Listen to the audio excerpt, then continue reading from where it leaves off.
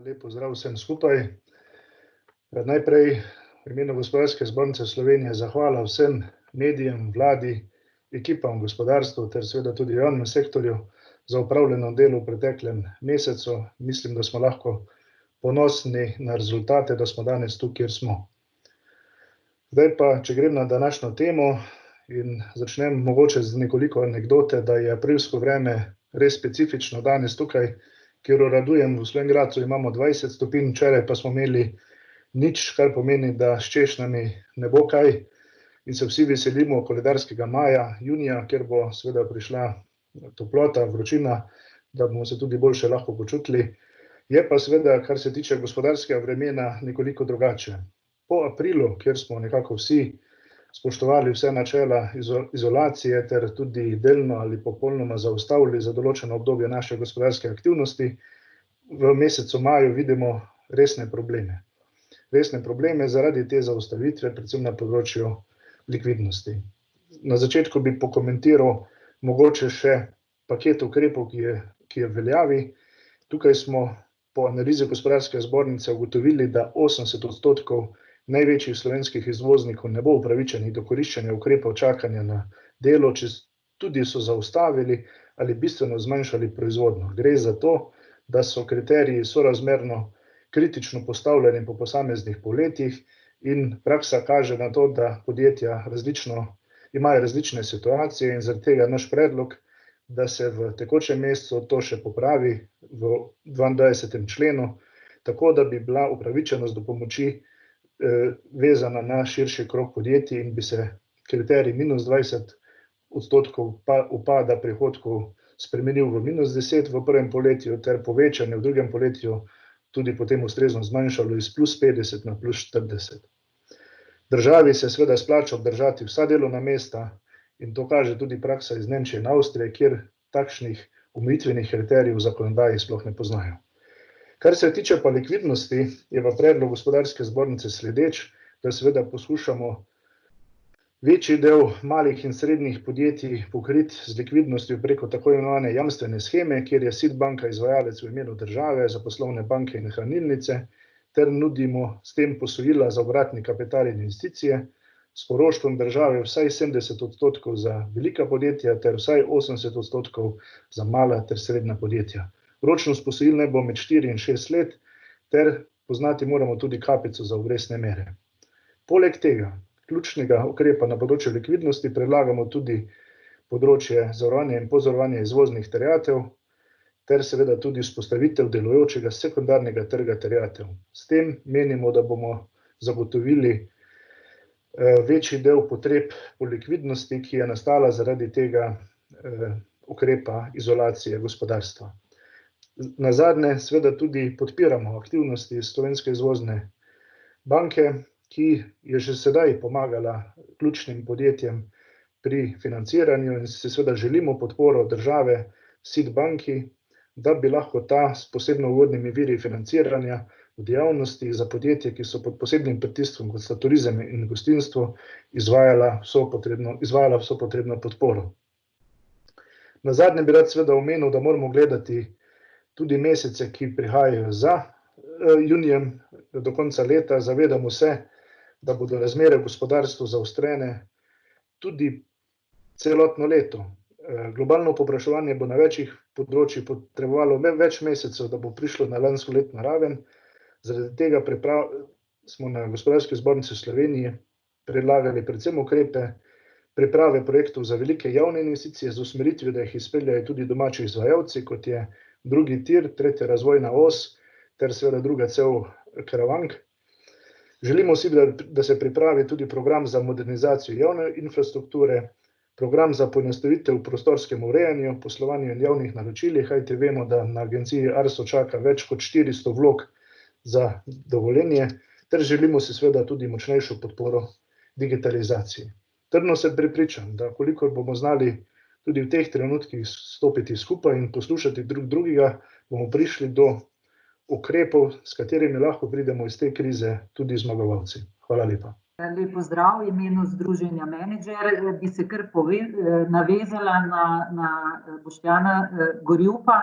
v Združenju Menedžer v tem trenutku rešujemo krizno, člani svoja podjetja, ampak tisto, kar se nam zdi izjemno pomembno, pa je, da razmišljamo že sedaj tudi o pokoronskih ukrepih, ne, prihajamo v recesijo, ki bo trajala kar nekaj časa.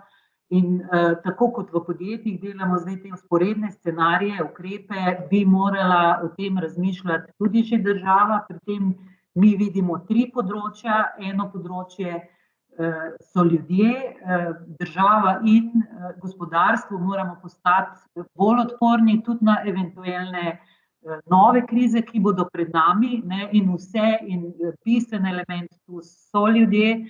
Ne smemo pozabiti na vseživljenjsko učenje, na drugačne oblike dela, na nove kompetence, ki jih bodo potrebovali naši zaposleni in tudi vsi, ki jih bomo potrebovali v prihodnosti.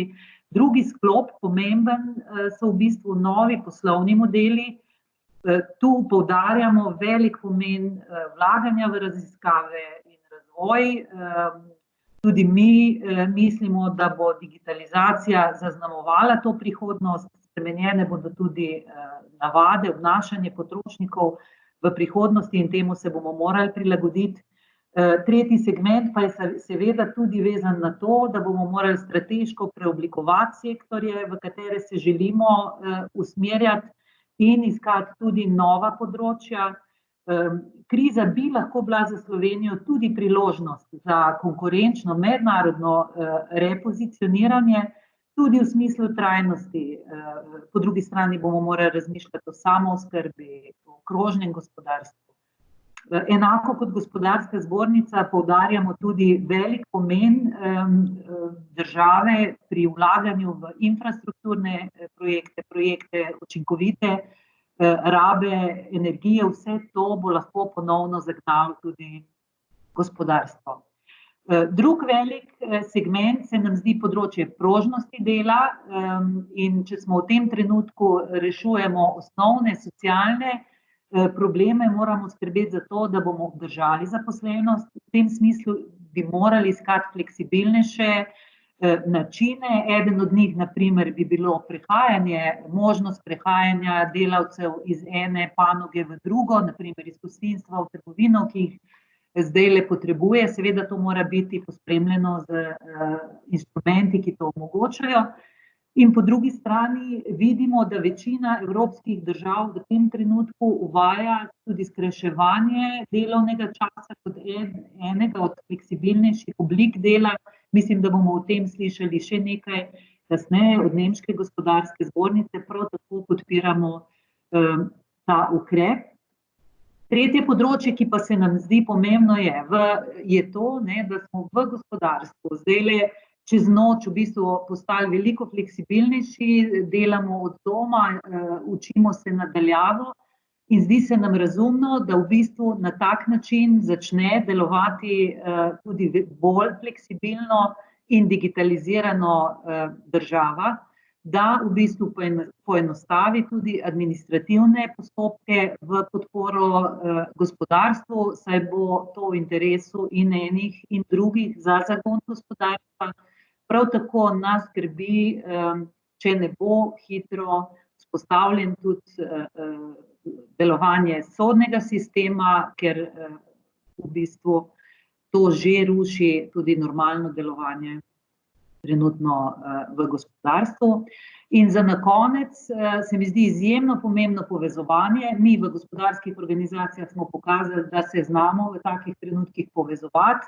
Pogrešamo mogoče še malo več povezovanja tudi z državo, ampak tu bi poudarila kot mogoče pa pozitiven v bistvu del projekt, ki smo ga začeli že skupaj z Ministrstvom za gospodarski razvoj in tehnologijo in ekonomsko fakulteto, s profesorji z ekonomske fakultete v Združenju Menedžer, akcijski načrt za dvig produktivnosti v gospodarstvu. Tega bomo zdaj preoblikovali na te nove pogoje in računamo, da bo v roku najkasneje v 2 mesecih bomo imeli tak celovit pregled, kako dolgoročneje v bistvu Slovenijo pospremiti v malo bolj konkurenčno okolje, da bi postala, se hitrejše približala tudi tistim državam, ki so pred nami bile že do sedaj. Hvala lepa. Najprej lep pozdrav vsem skupaj. V imenu SBC, Kluba slovenskih podjetnikov, je najlepša hvala vsem, ki v zadnjem mesecu kreiramo in pa tudi komuniciramo ukrepe v podporo podjetništva in gospodarstva. Izjemno pomembni so. Mislim, da smo zelo dobro štartali pred mesecem dni, predvsem v prvih dveh tednih krize po razglasitvi epidemije. Danes smo pa tukaj predvsem zato, ker se nam zdi, da smo v naslednjih 2 tednih pa vendarle se lotili zadev z nekoliko manjšim tempom, in 2 informaciji za začetek, ki bi rad podal, zato da boste predstavniki medijev imeli celovito sliko, kaj se dogaja, bom rekel, na podjetniškem terenu, sta naslednji. Po svežih informacijah od torka je na Zavodu za zaposlovanje registriranih 9589 več oseb brezposelnih kot v istem dnevu lani. Za primerjavo, sredi marca je bilo 3031 oseb registriranih brezposelnih manj kot sredi marca lani. Skratka, imamo 12600 oseb, ki so na nek način posledica te krize. Po drugi strani pa z našega zornega kota podajamo tudi informacijo, da nas dnevno kličejo podjetniki, ki so pred hudo dilemo, predvsem zaradi nekaterih tako imenovanih varovalk omega zakonov, ali prekiniti delovna razmerja z delavci ali uporabiti možnost inštituta delavca na čakanju, ob tem seveda, da se likvidnostni šok zaostruje. To sta 2 informacije, ki sta ključni za to, ker želimo danes povedati tudi z naše strani. To pa je, da je hitrost, ki je bila v zadnjem mesecu podana tako strani vlade kot vseh ostalih deležnikov, dobrodošla, ampak nažalost po našem mnenju je še vedno preslaba. Še vedno smo premalo hitri. Potrebujemo prvič čim hitrejše ukrepe in drugič čim bolj enostavne ukrepe. V tem trenutku, če se ponazorim z metaforo, gasimo hišo, ki gori. Če smo pred mesecem vsi kot gasilci skočili, odprli ventile in začeli gasiti požar na hiši, se zdi, da smo po kakšnih 2 tednih začeli razpravljati, preden smo začeli gasiti, ali bomo porabili 5 litrov več ali manj vode. Hiša pa še vedno gori. Skratka, naši predlogi zaradi tega so naslednji. Ker čas beži, potrebujemo popravke mega zakona takoj oziroma komuniciranje s podjetniško javnostjo, kaj bo spremenjeno. Po našem mnenju je tam 5 do 10 členov, ki bi jih morali spremeniti. Jaz bom izpostavil samo 3. Eden je bil danes že izpostavljen, minus 20% padca prihodkov kot pogoj za pomoč v prvem polletju. Naše mnenje je, da nima smisla pogojevati, kajti poleg tega, kar je bilo že povedano, se bodo posledice poznale pri prihodkih, če vzamemo samo prihodke v različnih obdobjih leta. Nekateri imajo zaradi investicij tudi bistveno višje stroške, kljub temu, da so prihodki višji. Zato predlagamo odpravo tega pogoja. Drugo je fleksibilni delovnik, več dni možnosti, da podjetje pokliče delavca na čakanju nazaj na delo, ne zaporedoma, uporabo presežnih ur in tudi sorazmerno lanskega dopusta v tem obdobju, ko smo doma, in tudi seveda to, kar je bilo že omenjeno, skrajšani delovni čas po avstrijskem in nemškem vzoru. In tretje, kritje bolniških nadomestil, ki je po interpretaciji zakona oziroma potem, ko je zakon bil sprejet, naslovljeno tako, da bo krito od dneva uveljavljanja zakona.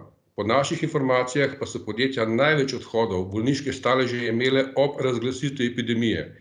In ni logično pravzaprav, da ta razlog pravzaprav ne upoštevamo in ne omogočimo, da zavod krije stroške nadomestil za prvih 30 dni od razglasitve epidemije naprej. To je, kar se tiče mega zakona. Res apeliramo na to, da že jutri ali pa najkasneje v začetku prihodnjega tedna vlada sporoči tudi podjetnikom, kaj bo spremenjeno v tem mega zakonu. Druga je likvidnostni sveženj oziroma drugi sveženj. Precej je bilo danes že povedanega. Za nas je pomembno, da se tudi ta priprava pospeši, kajti nekatere države so že sprejele ukrepe, tudi tukaj nekoliko zamujamo. Z tega zornega kota se ne bi preveč spuščal v detajle. Za nas je pomembno v prvi fazi predvsem to, da z različnimi garancijskimi shemami odpravimo negotovost glede terjatev, ki se seveda poglablja in da hkrati omogočimo z garancijskimi shemami tudi vrtenje novih kreditov za nadaljnji razvoj podjetij. Skratka, obe zgodbi sta zelo pomembni za nadaljnji razvoj gospodarstva in seveda, da se podaljša tudi ukrepe za najbolj prizadeta podjetja iz prvega svežnja. Ob tem so seveda tudi zagon investicij, odprava birokratskih ovir, predvsem na področju gradbeništva oziroma infrastrukture, kajti kriza je zato tudi priložnost.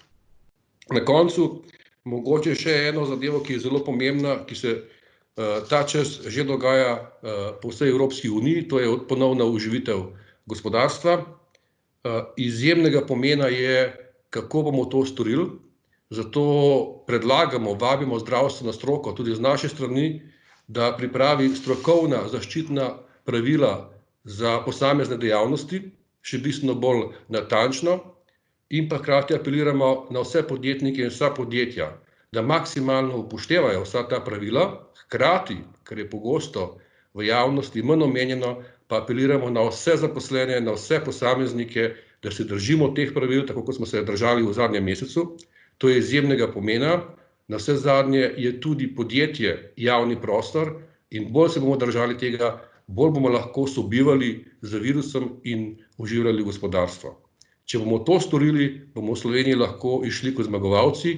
Če tega ne bomo storili in bomo doživeli drugi val, ali pa ne bomo znali hitro oživiti gospodarstva, če tudi ne bo tako hudih razmer, potem bomo imeli bistveno večje težave. Skratka, če rezimiram, zdaj je treba storiti še nekaj hitrejšega, še nekaj enostavnejšega, kar se tiče ukrepov za to, da podjetja priklopimo na respiratorje. Tudi podjetja v tem trenutku potrebujejo več kisika, potem nam bo vsem bistveno lažje. Hvala lepa. Pozdravljeni v imenu Ameriške gospodarske zbornice. Nas zelo veseli, da smo takole skupaj v gospodarskem krogu enotni. V večini primerov, nekateri ukrepi so seveda, ki jih predlagamo, tako komplementarni.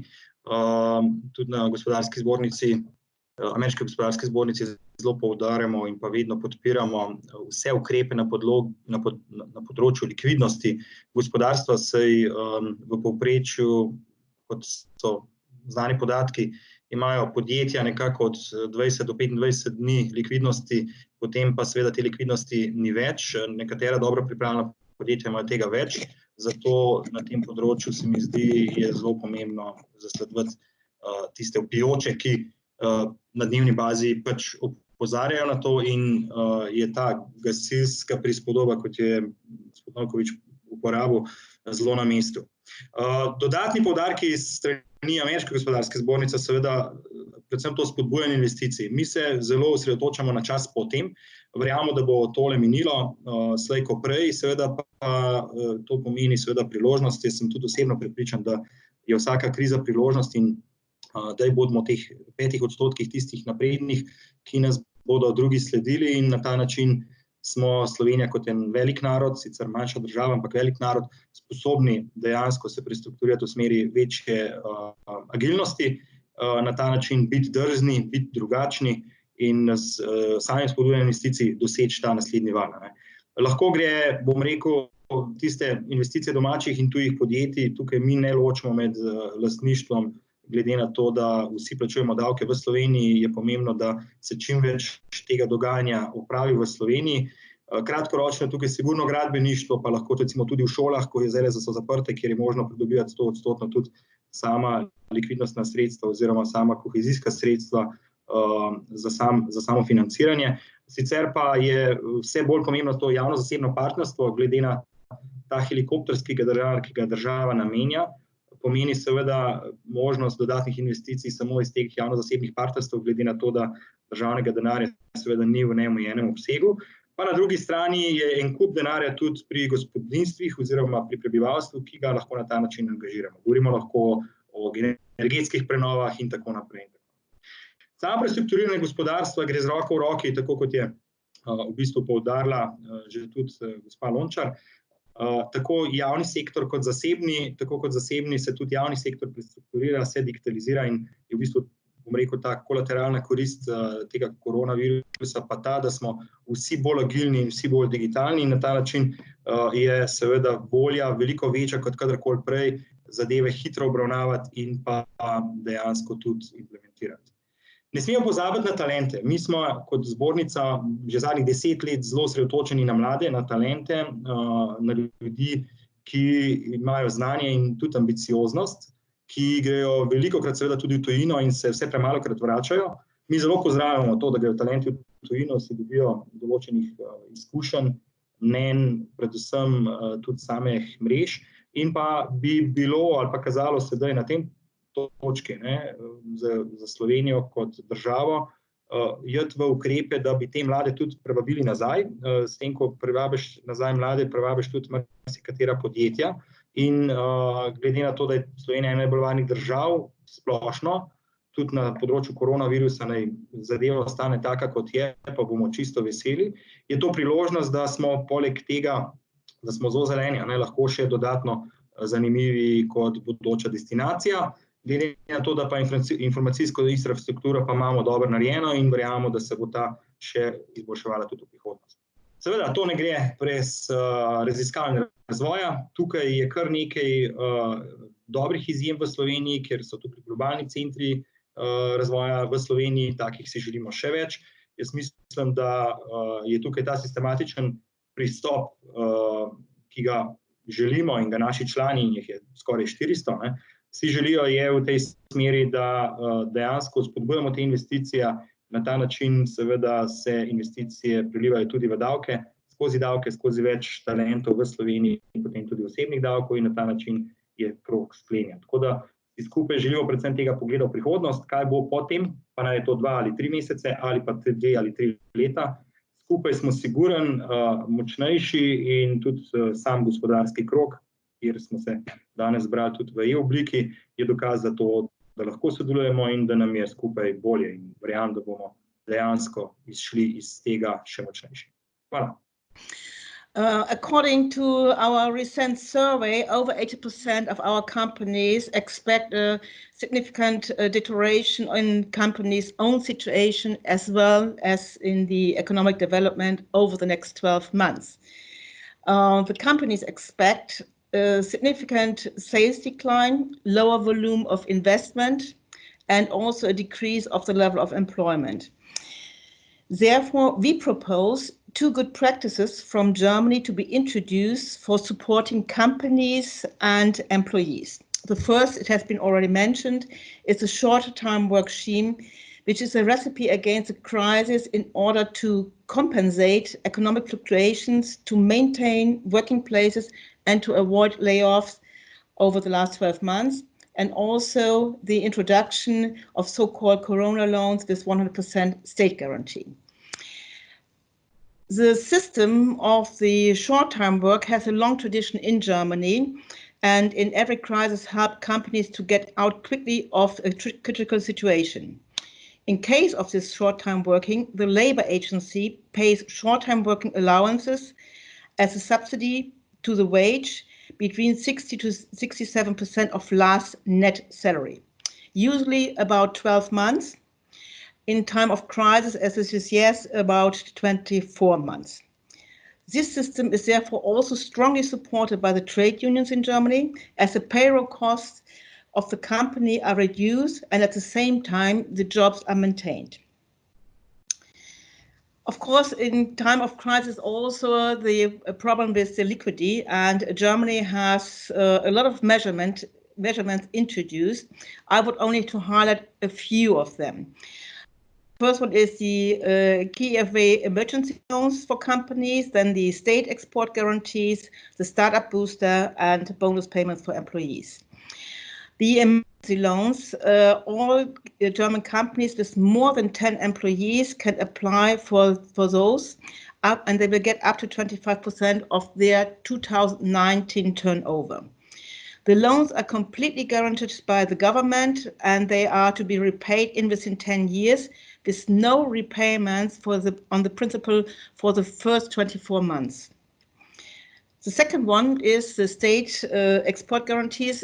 Germany is an open economy and is a large exporter, and they have usually these guarantees for countries which is outside of the EU. This has been in the crisis now also being enlarged within the EU and certain OECD countries. Startup boosters, this is a support of the venture capitalists with a volume of 2 billion euros to support the startups, young technology companies, as well as small and medium-sized companies. Last but not least, the bonus for employees. In case that they are paid bonuses, they are tax-free up to euro 1,500. So this was a short from the Germans. Open for further questions. Hvala lepa. Ok, dober dan.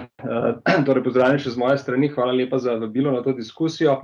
Jaz se bom mogoče na začetku bi se dotaknil interventnega paketa kot celoten, bi se navezal tudi na to, kar je bilo že rečeno strani gospoda Gorjupa in ostalih prisotnih danes. Se pravi, da bistveno je, da se zavedamo nekako, da kriza, s katero se soočamo danes, je dejansko drugačna od prejšnje krize, ki smo poznali v Sloveniji, se pravi globalne finančne krize iz leta 2008. Vzroki so drugje. Predvsem je ta kriza precej obsežna, se dotika dejansko vseh akterjev gospodarstva. In kakor spremljamo, tudi vsi spremljamo, obstajajo številne analize, kakšni bodo učinki, kakšen bo padec BDP-ja v teh razmerah, in v tem trenutku lahko rečemo, še noben ne ve natančno, kako močno nas bo vse to prizadelo, ampak vsekakor nas bo močno. Vemo tudi, da se gospodarstvo v Sloveniji, kot tudi v drugih državah EU, že danes sooča z zelo težko situacijo, še posebej v določenih industrijah, kot je recimo turizem, gostinstvo, avtomobilska industrija, logistika, retail in drugih pomembnih panogah slovenskega gospodarstva. In verjamem, da se bo zaradi pandemije, se bo stanje v naslednjih tednih in mesecih še močno poslabšalo. In zaradi tega je naše mnenje, da v okviru vladnih ukrepov za omilitev posledic epidemije je zato ključno, da se res čim prej sprejmejo ukrepe, s katerim se bo zagotovila potrebna likvidnost gospodarstva. Se pravi, likvidnost potrebna za financiranje obratnega kapitala, za financiranje investicij. In to vrstna jamstvena shema mora biti jasna, transparentna in bom poudaril ne nazadnje v skladu z ukrepi, ki so že bili sprejeti v nekaterih državah EU. Jaz mislim, da v tem trenutku ni potrebe, da Slovenija izumlja neke nove inštrumente za zagotavljanje likvidnosti, ampak da se pač sprejme nekaj, kar je, kot sem rekel, jasno in skladno s tem, kar je bilo sprejeto že v Nemčiji, Avstriji in določenih drugih državah. Zdaj, tukaj smo sodelovali v neki meri tudi za gospodarsko zbornico Združenja bank Slovenije, nek predlog se je pripravil. Bistvo tega predloga je, da se uporablja obstoječo infrastrukturo, se pravi komercialne banke, SID bankov, pri katerih ne nazadnje bi se ti krediti posredovali gospodarstvu, kjer bi se zagotavljali te garancije, govorimo o SID banki, in pa da je taka schema sprejemljiva za akterje, se pravi, to je banke na eni strani in pa podjetja, se pravi, da bodo banke to vrsto schemo dejansko uporabljale v potem posredovanju to vrstnih likvidnostnih kreditov in da bodo podjetja tudi lahko črpala ta denar. Zdaj, če se mogoče dotaknem Združenega kraljestva, se pravi, tudi v Angliji so bili sprejeti že določeni ukrepi, se pravi, tudi tam poznajo sheme, kjer pač se v določenem znesku zagotavlja neposredna posojila podjetjem za državnim poroštvom. Prej je bilo omenjeno, v Sloveniji se govori od 80 do 90, tudi v Veliki Britaniji je podobno, se pravi 80% državno poroštvo. Za večja podjetja so te zneski večji in tako naprej. Se pravi, ta model, ki je v Veliki Britaniji zelo podoben temu, o čemer govori ta predlog GZS-ja, in jaz mislim, da bi po tej poti morali še enkrat, jaz mislim, da tukaj ni prostora za neke, bom rekel, specifične pristope Slovenije, predvsem je bistveno, da se taka shema čim prej sprejme. Tako za enkrat z moje strani. Hvala lepa.